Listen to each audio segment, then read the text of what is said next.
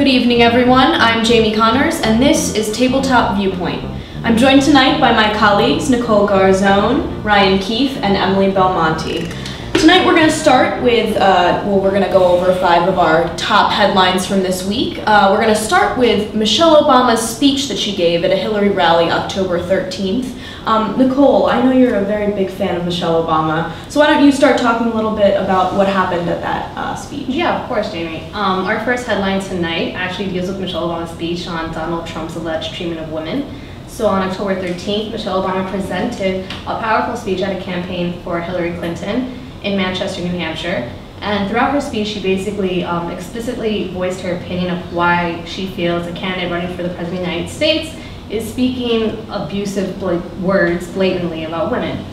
Now what's interesting about Michelle Obama's speech is that she never actually referenced Donald Trump once, but her comments alone speak for themselves.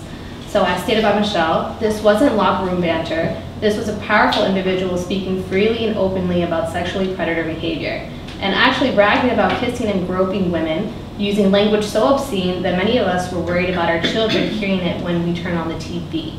Now, I personally was taken back alone, so I would love to know what you guys felt about how she approached this. Unfortunately, Nicholle, I think that that's a legit concern with a lot of what's coming out this election season. In other political news, Bill and Chelsea Clinton attended a fundraiser for Democratic hopeful Hillary Clinton last night, actually right here in New York City. Dozens of Broadway and Hollywood stars took part in the event, including Julia Roberts, Neil Patrick Harris, Hugh Jackman, Anne Hathaway, and many others. Actor and comedian Billy Crystal hosted the fundraiser and actually opened up the night with a monologue about Clinton's opponent. Crystal said that Trump is like a 7-Eleven, open 24 hours, and he is trying to sell us crap we don't want. Individual tickets for the event started at $45 and went up to as much as $2,700. But premium packages, like, hold on to your seats here, premium packages of seats were sold at $100 grand. That's ridiculous. Yeah, that's a lot of money. In total, the fundraiser raised more than $2.3 million for Secretary Clinton and her campaign. So that sounds like a fun event, but I couldn't afford to go. Also, I actually I was at the Hillary fundraiser.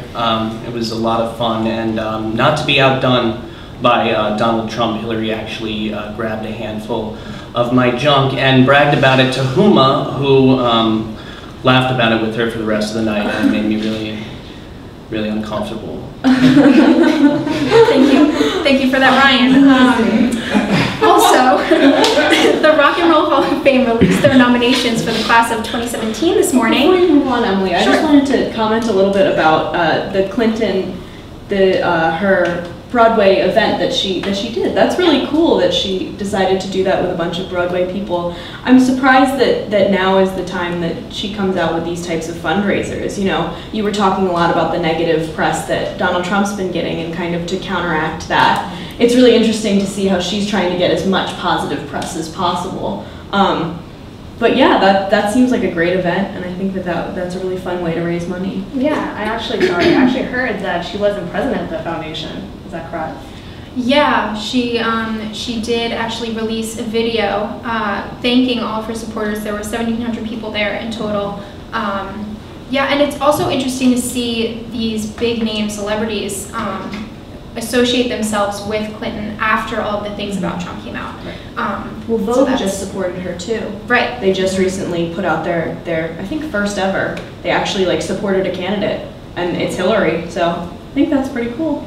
Yeah, a lot of media have absolutely come out and supported Yeah. Well, at the end of Michelle Obama's speech, she actually presented why she believes that Hillary Clinton will be the next president, you know, based with her qualifications in public service and her influence on young girls of America. So I thought that was pretty interesting.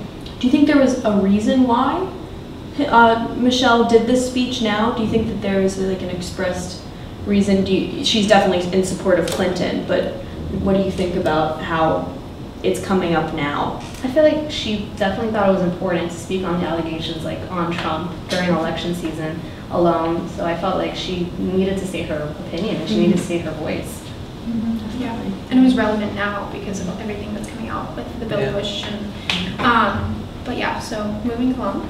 The Rock and Roll Hall of Fame released their nominations for the class of 2017 this morning. The first time nominees include Tupac, Shakur, Pearl Jam, Bad Brains, and other nominations include Janet Jackson, The Zombies, MC5, and Journey. You can find the complete list of nominees on our website, tabletopviewpoint.com. Ryan, what do you think about Tupac being nominated 2 decades after his death? Well, I just hope someone sent word to Tupac of his nomination wherever he is spending his days. Do you really think Tupac's still alive, Ryan? Oh, no, I don't think he's still alive. Oh, No, okay. I know he's still alive. We've spoken recently. Wow, that's amazing. Sorry, I love that's that. it. That's really great. That's great. And also today was a story that I saw that I wanted to bring up. There's a prison workers strike.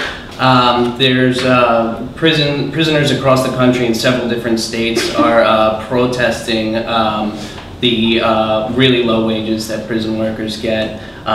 They're also protesting dismal conditions, and a couple of things that I learned was that prison labor brings in $2 billion annually, and the labor is used by companies including IBM, Boeing, Microsoft, AT&T, and Macy's. So it's actually benefiting corporations in a major way, but these prisoners are often left with no money after their wages are garnished.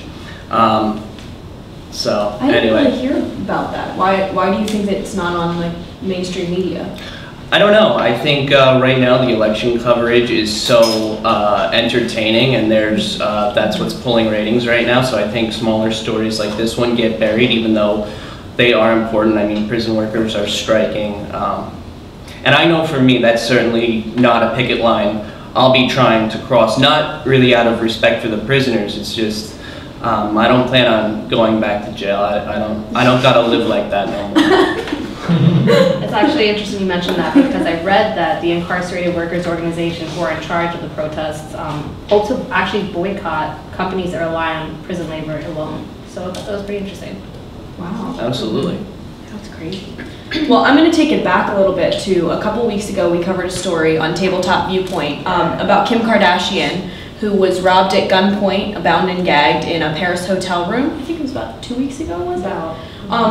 And just recently, there was a release of a Halloween costume that was a satire of it, having her bound and gagged with just Kim Kardashian in a robe with $1 million ring. Or $4 million ring. That's Fake right. $4 million. Fake $4 million ring. That is horribly offensive.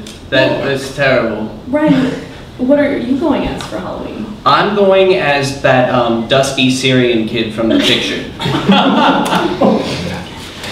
Yeah. Yeah. So I, for one, will not be going as that. That's not me this year. no Tinkerbell, Ryan. I feel like you're more. Not this year. Okay. No, not this year. I gotcha. I was Tinkerbell the last 4 years in a row. Mixing it up this year, I see. I like it. I like it. Well, thank you folks so much for watching Tabletop Viewpoint with your hosts Jamie Connors, Emily Belmonte, Nicholle Garzone, and I'm Ryan Keefe. Join us next week when we'll be poking Gary Busey with a stick until he grows agitated and bares his abnormally large teeth. Good night.